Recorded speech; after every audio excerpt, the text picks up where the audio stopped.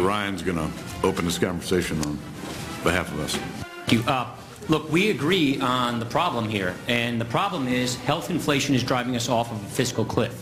Mr. President, you've said health care reform is budget reform. You're right. We agree with that. Medicare right now has a $38 trillion unfunded liability. That's $38 trillion in empty promises to my parents' generation, our kids' generation. Medicaid's growing at 21% this year. It's suffocating states' budgets. It's adding trillions in obligations that we have no means to pay for it. Now, you're right to frame the debate on cost and health inflation. And in September, when you spoke to us in the well of the House, you basically said, and I totally agree with this, I will not sign a plan that adds one dime to our deficits, either now or in the future. Since the Congressional Budget Office can't score your bill because it doesn't have sufficient detail, but it tracks very similar to the Senate bill, I want to unpack the Senate score a little bit. And if you take a look at the CBO analysis from your chief actuary, I think it's very revealing. This bill does not control costs. This bill does not reduce deficits. Instead, this bill adds a new health care entitlement at a time when we have no idea how to pay for the entitlements we already have. Now, let me go through why I say that. The majority leader said the bill scores as reducing the deficit $131 billion over the next 10 years. First, a little bit about CBO. I work with them every single day. Very good people, great professionals. They do their jobs well, but their job is to score what is placed in front of them. And what has been placed in front of them is a bill that is full of gimmicks and smoke and mirrors. Now, what do I mean when I say that? Well, first off, the bill has 10 years of tax increases, about $500 billion, with 10 years of Medicare cuts, about $500 billion, to pay for 6 years of spending. Now, what's the true 10-year cost of this bill? In 10 years, that's $2.3 trillion. It does a couple of other things. It takes $52 billion in higher Social Security tax revenues and counts them as offsets, but that's really reserved for Social Security. So either we're double counting them or we don't intend on paying those Social Security benefits.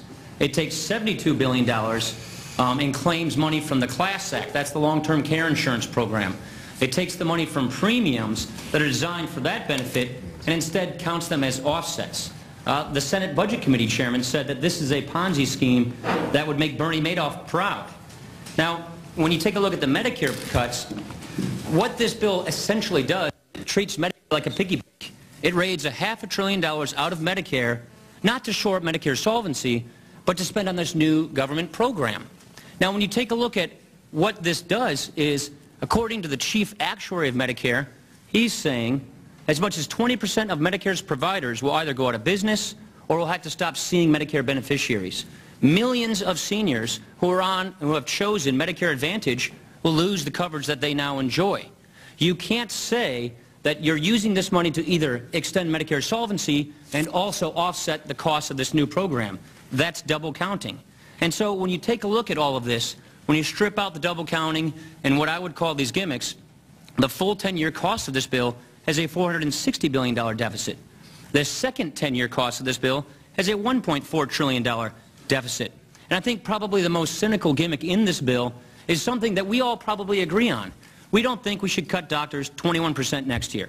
We've stopped those cuts from occurring every year for the last 7 years. We all call this here in Washington the doc fix. Well, the doc fix, according to your numbers, cost $371 billion. It was in the first iteration of all these bills. But because it was a big price tag and it made the score look bad, made it look like a deficit, that provision was taken out, and it's been going on as standalone legislation. But ignoring these costs does not remove them from the backs of taxpayers. Hiding spending does not reduce spending. And so when you take a look at all of this, it just doesn't add up. And so I'll finish with the cost curve. Are we bending the cost curve down, or are we bending the cost curve up? Well, if you look at your own chief actuary at Medicare, we're bending it up. He's claiming that we're going up $222 billion, adding more to the unsustainable fiscal situation we have. And so when you take a look at this, it's really deeper than the deficits or the budget gimmicks or the actuarial analysis. There really is a difference between us. And we've been talking about how much we agree on different issues, but there really is a difference between us. And it's basically this. We don't think the government should be in control of all of this. We want people to be in control. And that, at the end of the day, is the big difference. Now, we've offered lots of ideas all last year, all this year, because we agree that status quo is unsustainable. It's got to get fixed. It's bankrupting families. It's bankrupting our government. It's hurting families with pre-existing conditions. We all want to fix this, but we don't think that this is the answer to the solution, and all of the analysis we get proves that point. Now, I'll just simply say this, and I respectfully disagree with the Vice President about what the American people are or are not saying, or whether we're qualified to speak on their behalf. So, we are all representatives of the American people. We all do town hall meetings. We all talk to our constituents. And I've got to tell you, the American people are engaged. And if you think they want a government takeover of health care, I would respectfully submit you're not listening to them. So what we simply want to do is start over, work on a clean shaded paper, move through these issues step by step, and fix them and bring down health care costs and not raise them. And that's basically the point. I'm going to call on Javier Becerra, but I just want to follow up on a couple points.